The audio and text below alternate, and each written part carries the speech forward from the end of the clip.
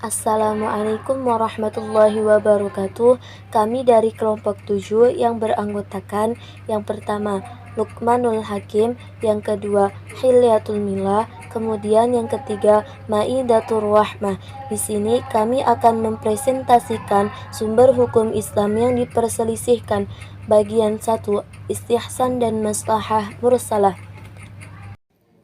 Pembahasannya yaitu pengertian hukum Islam yang diperselisihkan, pengertian istihsan, macam-macam istihsan, contoh penerapan istihsan, pengertian maslahah mursalah, syarat-syarat maslahah mursalah, macam-macam maslahah mursalah, dan contoh penerapan maslahah mursalah.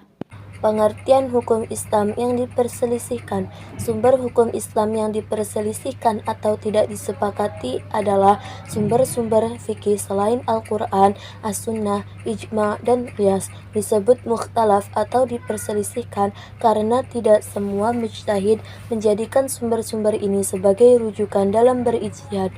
Sebagian mujtahid menggunakannya, namun sebagian yang lain tidak menggunakannya. Selain disebut sumber yang mukhtalaf, sumber-sumber ini juga sering disebut sumber-sumber sekunder atau sumber tambahan karena posisinya jauh di bawah sumber yang 4 dan utama. 2. Pengertian istihsan. Menurut bahasa, istihsan berarti menganggap baik terhadap sesuatu, sedangkan menurut istilah, istihsan adalah berpindahnya dari hukum qiyas jali kepada hukum yang dikehendaki oleh qiyas khafi, atau berpindahnya hukum kulli kepada hukum juz'i karena ada dalil syara' yang membenarkan kepindahannya.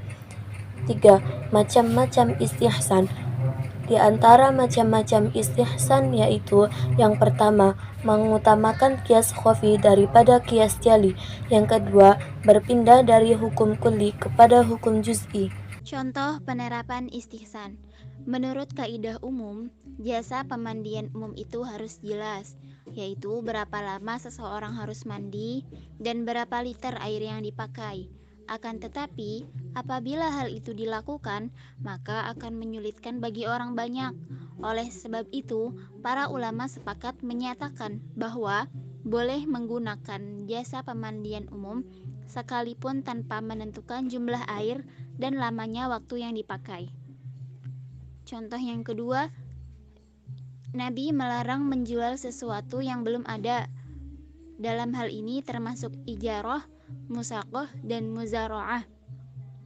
Tetapi karena masyarakat membutuhkannya, maka dimungkinkan, sehingga pada kasus ini terjadi istihsan. Pengertian maslahah mursalah. Menurut bahasa, yaitu kemaslahatan yang terlepas. Sedangkan menurut istilah, yaitu penetapan hukum yang tidak ada ketentuan hukumnya dalam nas berdasarkan kemaslahatan manusia, baik kemaslahatan itu berupa memberikan manfaat bagi manusia atau dengan menghindarkan kemudaratan darinya. Bagian yang keenam, syarat-syarat maslahah mursalah. Yang pertama, kemaslahatan itu benar-benar diperlukan untuk kepentingan masyarakat umum. Yang kedua, hukum yang ditetapkan tidak bertentangan dengan maksud syariat Islam. Yang ketiga, berlaku hanya dalam bidang muamalah, bukan bidang ibadah. Bagian yang ketujuh, macam-macam maslahah mursalah. Terdapat 3 macam. Yang pertama, maslahah daruriyah, yang kedua maslahah hajiyah, yang ketiga maslahah tahsiniyah. Yang pertama, maslahah daruriyah adalah kemaslahatan yang keberadaannya sangat dibutuhkan oleh kehidupan manusia, yang artinya kehidupan manusia tidak punya arti apa-apa jika satu saja dari prinsip yang 5 seperti agama, jiwa, akal, keturunan, dan harta tidak ada. Segala usaha yang secara langsung menjamin atau menuju pada keberadaan 5 prinsip tersebut adalah baik atau maslahat dalam tingkat daruriyah. Maka dari itu Allah memerintahkan manusia untuk memenuhi kebutuhan pokok tersebut dan melarang yang dapat merusaknya. Meninggalkan dan menjauhi larangan Allah tersebut adalah baik atau maslahah dalam tingkat daruriyah. Dalam hal ini, Allah melarang murtad untuk memelihara agama, melarang membunuh untuk memelihara jiwa, melarang minum khamr untuk memelihara akal, melarang berzina untuk memelihara keturunan, dan melarang mencuri untuk memelihara harta.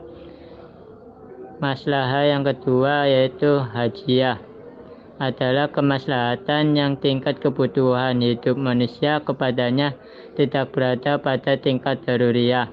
Jika masalah hajiyah tidak terpenuhi dalam kehidupan manusia, tidak akan secara langsung menyebabkan rusaknya 5 unsur pokok tersebut, tetapi secara tidak langsung memang bisa mengakibatkan perusakan seperti menuntut ilmu agama untuk tegaknya agama, makan untuk kelangsungan hidup, mengasah otak untuk sesempurnanya akal, dan melakukan jual beli untuk mendapatkan harta.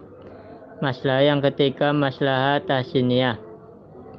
Masalah tahsiniyah adalah masalah yang tingkat kebutuhannya tidak seperti tingkat daruriyah, juga tidak seperti tingkat hajiyah.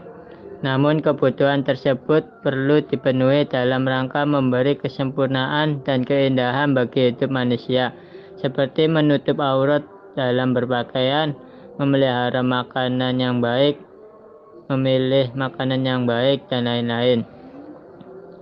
Bagian yang ke-8 yaitu contoh penerapan maslahah mursalah.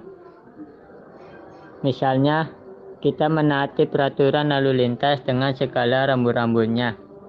Peraturan seperti itu tidak ada dalam Al-Quran maupun dalam Sunnah Rasul.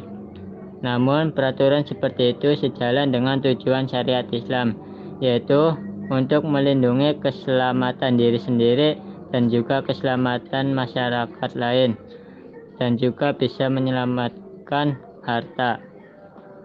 Sekian penjelasan dari kelompok kami. Mohon maaf apabila ada kekurangan. Wassalamualaikum warahmatullahi wabarakatuh.